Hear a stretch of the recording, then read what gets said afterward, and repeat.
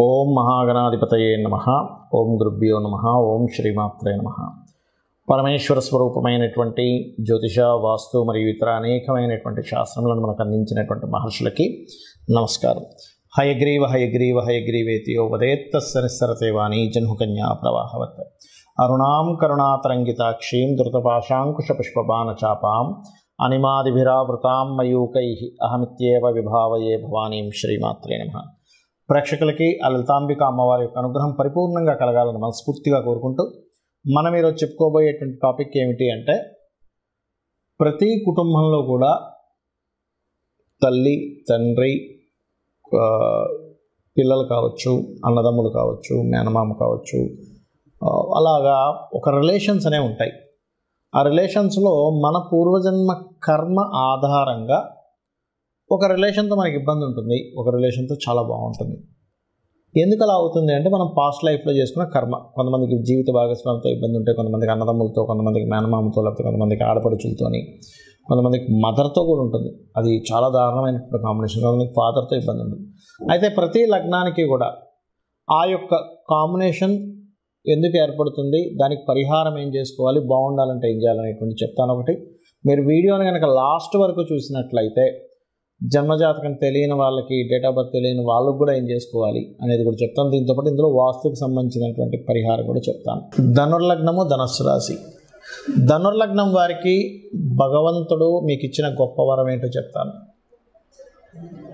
సెల్ఫ్గా లోపల నుంచి ఒక గురుతత్వం మీలో ఇన్బిల్ట్గా ఉంటుంది. గురుతత్వం అంటే ఏంటి? ప్రతి వ్యక్తికి ఒక మంచి చేయాలి, మంచి చేస్తేనే మంచి చేయాలని ఇన్బిల్ట్గా ఉంటుందండి. దీనికి మీరు పెద్ద క్యాలిక్యులేషన్స్ ఏం వేసుకోరు, లెక్కలు ఏం కట్టరు, నాకు పేరు రావాలని ఆశించరు, ఏమీ ఉండదు.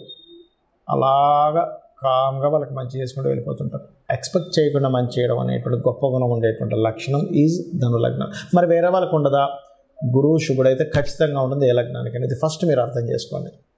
అయితే మరి ఇదే ధనులగ్నంలో జన్మించిన వాళ్ళని నేను లక్షలో ఒక వ్యక్తి ఇంత దారుణంగా ఉన్నాడంటే అసలు మనిషి అస్సలు ఎక్కడ కూడా హెల్ప్ చేయడం అంటే ఇట్స్ వెరీ క్లియర్. గురుచండాల యోగం, గురువు పాడైపోయి ఉంటాడు.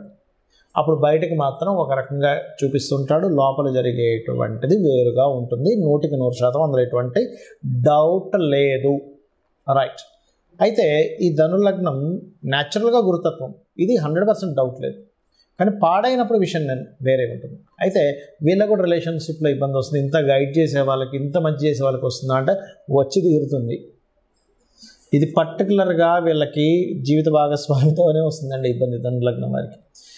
దేశం మొత్తం వీళ్ళు మంచి చేస్తుంటారు, ఇంటికి వచ్చేసరికి భార్య కావచ్చు, భర్త కావచ్చు, వీళ్ళతో విభేదిస్తూ ఉంటారు. అర్థం కాదు ఏమిట్రా అసలు నేను ఏం చేశాను, దేశమంతా నాకు అర్థమవుతుంది, వేరే వాళ్ళందరికీ నేను శత్రువుగా లేని మిత్రుడుగా ఉన్నాను, అందరూ నన్ను గైడింగ్ అంటున్నారు, గురువు అంటున్నారు, లేకపోతే మీలాంటి అన్న ఉండాలంటున్నారు, మీలాంటి ఫ్రెండ్ ఉండాలంటున్నారు, మీలాంటి గురువు ఉండాలంటున్నారు. కానీ ఇంటికి వచ్చేసరికి నాకు ఎందుకు ఇట్లా అవుతుందని అనిపిస్తుంటుంది. బికాజ్ ఆఫ్ శత్రుస్థానం, పూర్వజన్మ కర్మస్థానం శుక్రుడితో కనెక్ట్ అయ్యింది.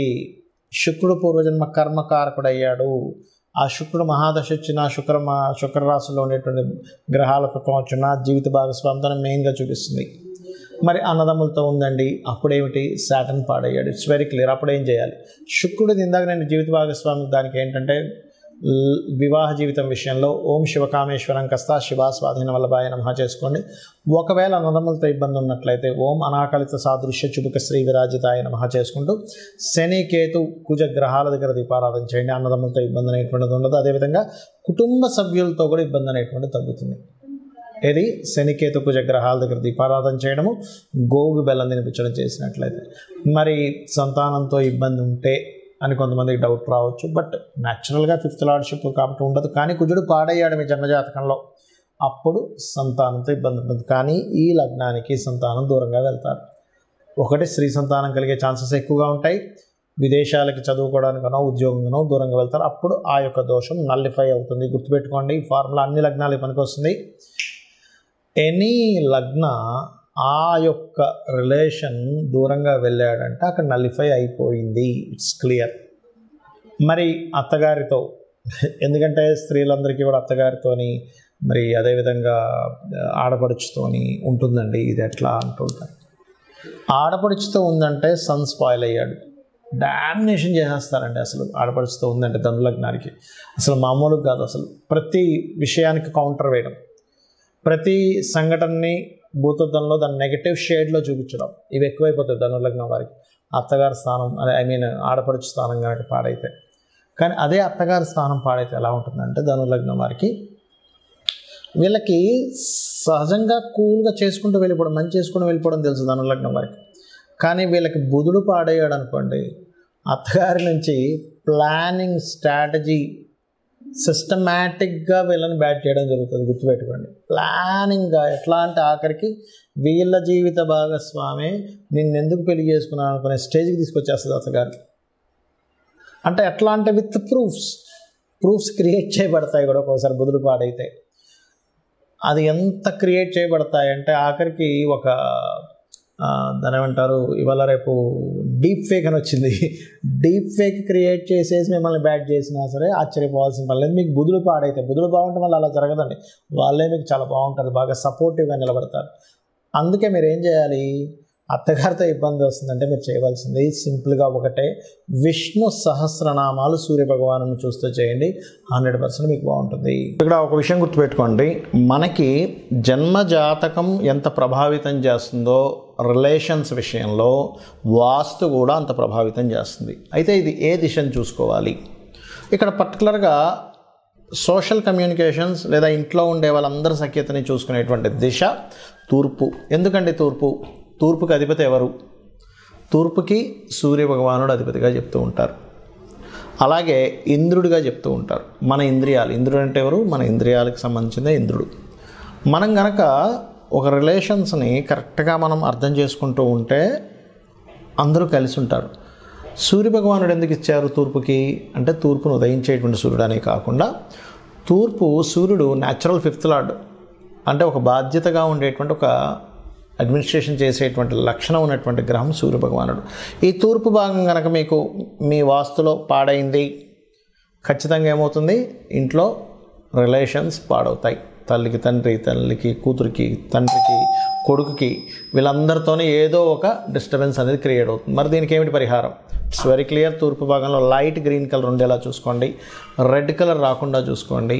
ఇట్లా కొన్ని ఉంటాయి. సో ఫస్ట్ ఆఫ్ ఆల్ ఏంటంటే మీరు లైట్ గ్రీన్ కలర్ పెట్టుకొని అక్కడ మీరు చేయవలసినటువంటిది ఏమిటి అని చెప్పి చూసుకున్నట్లయితే, పర్టికులర్గా మీరు రాముడి యొక్క పట్టాభిషేకం బొమ్మ ఒకటి పెట్టండి.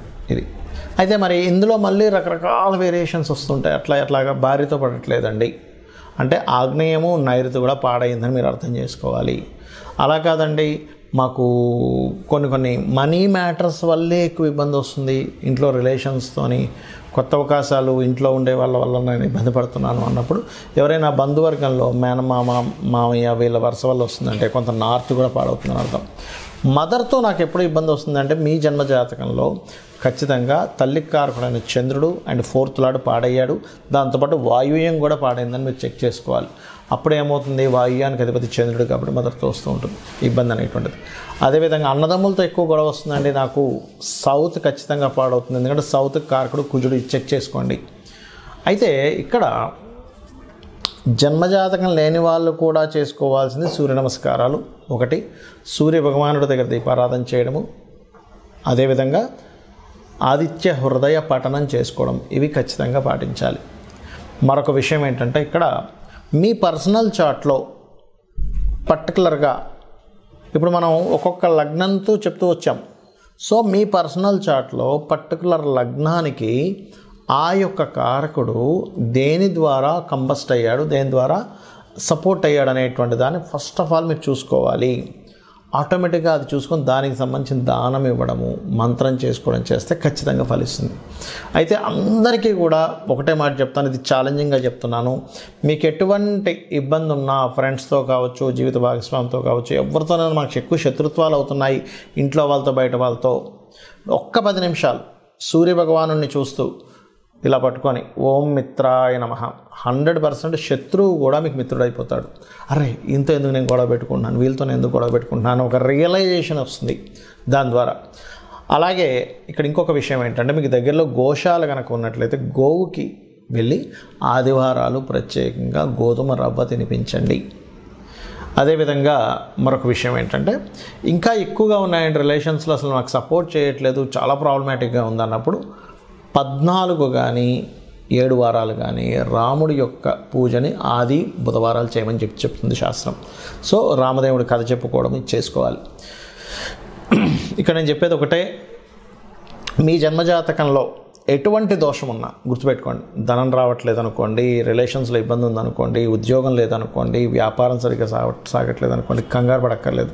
చాలామంది ఏంటంటే, అమ్మో నాకు ఇట్లా అయిపోతుంది కాబట్టి నా జాతకంలో ఏదో సర్పదోషం ఉందనో, లేకపోతే ఇంకోటి ఏదో ఎల్నాడు నడిచిపోతుంది కాబట్టి నా జీవితం ఇట్లా అయిపోతుందని అనుకోవద్దు అని చెప్తా. ఎందుకంటే ఒకటే గుర్తుపెట్టుకోండి, మీకు ఎన్ని ఇబ్బందులున్నా మనకి శాస్త్రాల్లో చెప్పినటువంటిదే ప్రామాణికం. దేవీ భాగవతంలో సాక్షాత్ అమ్మవారే చెప్పినటువంటి అంశం నేను మీకు ఇప్పుడు చెప్పబోతున్నా. ఏమిటది అంటే, మీరు గనక ఈ ప్రకృతి ఏమిటి, ఈ విశ్వం ఏంటనే ఒక రియలైజేషన్ కనుక అయితే, లలితాసహస్రనామాలు మొత్తం కూడా రియలైజేషన్. ఈ ప్రకృతి అంటే ఎవరు, ఈశ్వరుడు అంటే ఎవరు, అమ్మవారు అంటే ఎవరు చెప్పేది లలితాసహస్రనామాలు.